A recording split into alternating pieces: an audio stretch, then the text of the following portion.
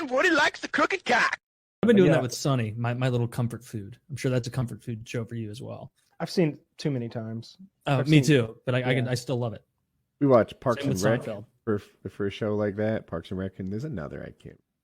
Yeah, I don't know. Old stuff is fun to watch again. Community's on Netflix now. That's a brand new. I've never watched that show. I don't think I haven't either, but it's got a real loyal fan base. Yeah, it's pretty good. Pretty good. It's just a comedy. Yeah, so it's a group of people from different backgrounds who go to community college and form a study group, and all sorts of hijinks emerge from there. Okay. I might check. Chevy Chase is in it, so that's the thing that would draw me to it. So I might check that out. Well, he's a very funny guy, and apparently he is tremendously difficult to get along with, which makes him funnier. Is that like he's fucking Chevy Chase, and so he's not putting up with your shit, and he'll just be an asshole to you. Yeah. Which I don't know if he's an asshole in a funny way or just an asshole way, but seems like an asshole way from everything I've always ever read. Yeah, okay. like Edward Norton levels of I'm a piece of shit. But so disappointed to hear that about Ed Norton. You told me that recently. Like I didn't know he was an absolute terror to work with. Otherwise, he'd probably be in more shit because he's great. Yeah, last thing I saw him in, I think, was Birdman. Yeah, and that movie was good, but it wasn't. I don't know. It didn't blow me away. They told us it was a 10, and it was really a 7. Like that's my take on Birdman. Yeah, it was kept good. me entertained the whole time. I felt like it was missing something. I don't know. Like it didn't end with the message I was looking for. Or maybe I didn't get it. I don't know. I liked it a lot. I loved it. I loved it. I rank it really high. Probably a 9. I don't know. I really enjoyed it.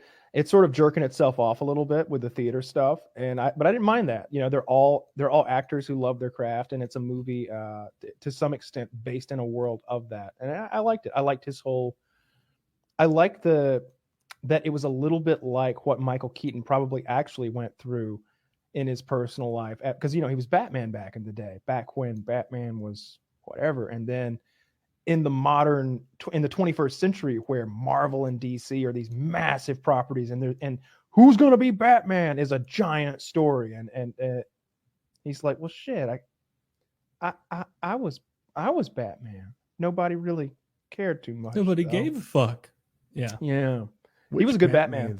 He wasn't in the Iceman one, was he? No, he was in the Tim Burton Batman, the first one. Who was the one that got crippled? Oh, that's Christopher Reeve. That's Superman. Oh, well, that reveals how little I know about Taylor, superheroes. you're Christ adorable. almighty.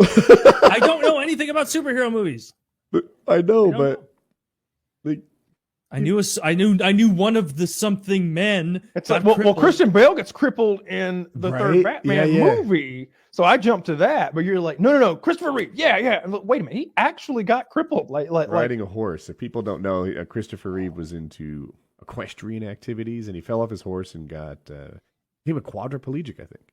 Yeah, and it was like it wasn't even It was like from like the top of his mouth down, or it was so bad. He was so fucked up. And also, something about him, like he was like a handsome Superman action star, like 6'4" or something, big dude. It just seemed like a fall from grace. Did I say that right? A further fall from grace than it would be for like a regular dude.